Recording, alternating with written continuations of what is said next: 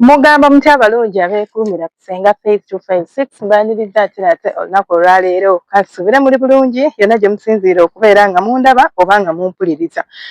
Olunaku olwaleero nzize ne omusomo gwaffe nga njagala kwogera ku kijanjaalo oba guyita omusino. Nali ngusomesezzaako enfunda nnyingi naye nga leero omuntu eyansabye okusomesa ku kino ekintu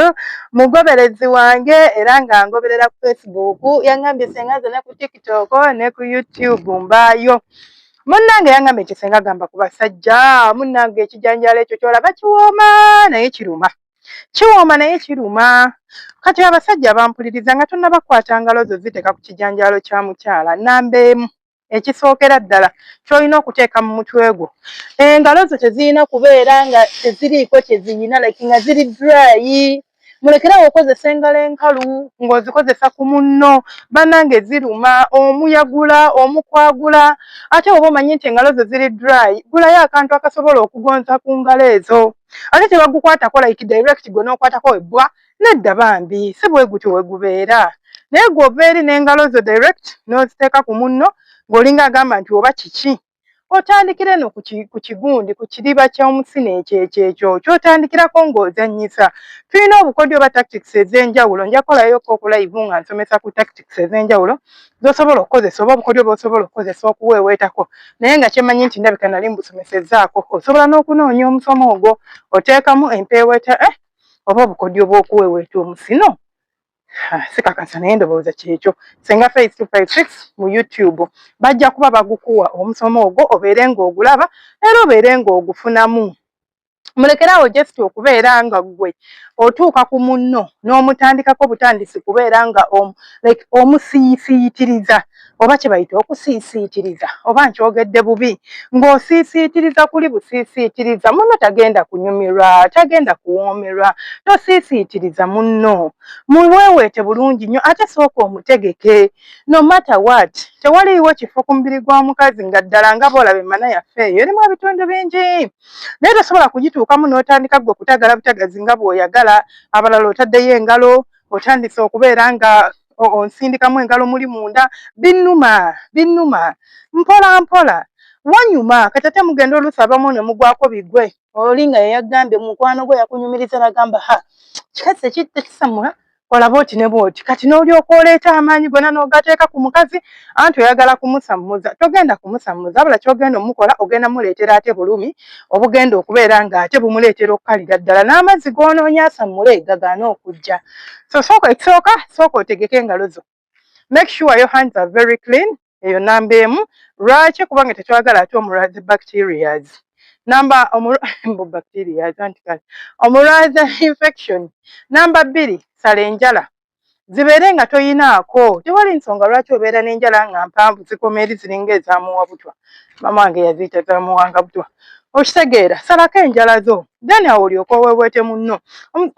ekijanjalo kino oba omusino guno obaka mubake omanyi okubaka n'okwata ng'akwata oba ngambe nga makansi boolaba bweyasama nemala neekwata neesala bwotyo bw'obeera obanga kamakansi like obaka n'osika n'obaka n'osika naye ng'ate tosisa maanyi oweeweeta buweeweesi ng'okozesa kiriba ekyo obuwoomi bujja kubaawo era ajja kusammula tekyetaagisa maanyi mangi naye oli ajja n'akuuta omanyi nga bw'onaakuuta gwe kati gwe njagala okwata engalo zo 2 oba kale olugalo lumu olukuute ku mubiri gwe oba ku kisambi anywhere around your body okuutewo ng'okuutawo ogenda kuwulira nga ofuna omuliro ogugenda okujja olwa friction eyo ate ekivaamu ofune pain kati gwe oba olaba nti ekyo ekifo omubiri gwange nti like ku kisambi kyange oba wa nsobola okuutawo n'enfuna eyo pain kati ate kuba akafaananyi ng'okuuta ewantu ewali sensitive ewali delicate naye ng'okuutawo bukuusi bulumi ki bwe nninza okufuna oba pain ki gye nninza okufuna njagala okubamu akafaananyi olaba nga kigenda kuggwa munnange tekigenda kuggwa so oba oli ne munno mu nsonga z'omukwano ng'oyagala kubeera ng'omuleetera okunyumirwa munnaye bw'otuuka ku musino ogwo togutinkubula nnyo togukalabula okugukalabula si kyekigenda omuleetera okusamula nga gwe oba okirowooza kigyennaakoma ogukalabula oba oguteekako amaanyi omusajja agenda sammula manyi omukazi agenda sammula tajja kusammula nga bw'okirobooza wabula bigenda mutama atuuka ekiseera ng'awulira ayagala obeere nga tokyagukwatako.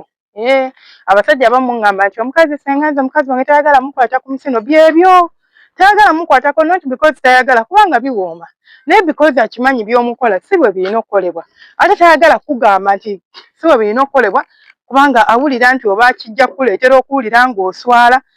oluusi abamu nabo babagamba temukyusa omukazi n'agamba ye nfaaki ngamba waaki n'aguma n'ekizibu kye naye ng'ate musobola okubeera nga mukisolovinga. So please abaami baffe abalungi twagala okunyumirwa era nammwe obbanguyiza kubanga gy'okoma oguweeweeta obulungi amazzi wali obeera ku shuwa ekyo kyekimu ku kitundu ekikyaleesa amazzi mu mubiri gw'omukyala tegava mu musino oba mu kijanjaalo naye kireetera obuwoomi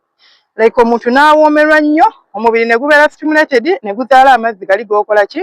gw'oyagala n'obeera nga munnange ogenda kumusammuza n'okubeera ng'ogenda kumuleetera okunyumirwa. Manyi nabagamba waliwo okusammuza omuntu n'okumuleetera okuba ng'anyumirwa bibiri bya njawulo.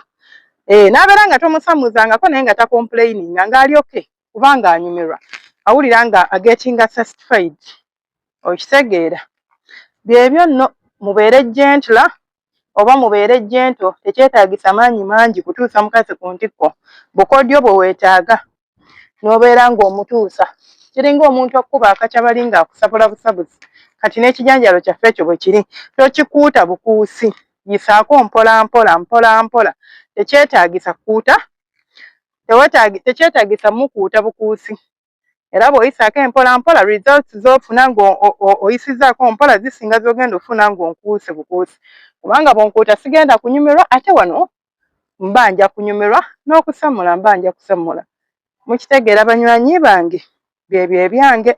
kansuubire obubaka bwange mubufunye naye oba ozina omukyala ky'otalina kwerabira nti ekimu ku kifo ku mubiri gwe ky'otalina kubuusa maaso gwe musino ogwo gw'olaba gulimu ebirungo gulimu obwagazi gulimu feeling impitirivu era bw'oba ozisumuludde kyangu nnyo omukazi okubeera ng'ogenda kumusammuza oba kyangu nnyo omukazi okubeera ng'ogenda kumutuusa ku ntikko. Nensigala nga nze Ssenga Faith 256 mwebale kwekuumirako abeekuumirako ate gwe oba ng'oli mupya nga gwe mulundi gwe ogusoose okulabikako wano nja kusaba mukwano subscribinge obeere nga weegatta ku famire yaffe. Tulina channel endala eyitibwa Story Hub Luganda then ne channel endala eyitibwa Story Hub Luganda eyo nno nga tugaba nayo emboozi za mukwano oba mboozi za musenge. Facebook page Ssenga Faith 256, TikTok account Ssenga Faith 256 osobola okubeera ng'otwegattako ng'ofollowinga gwalina page gwalina account ya Facebook oba nga tokirinamu buzibu n'ompaka follow ate alina TikTok account nawe n'ogenda n'ofollowinga. Mbaagala nnyo akuuma atakuumira mpeera temujjanga okwo abalungi bange mubeere bulungi mweraba.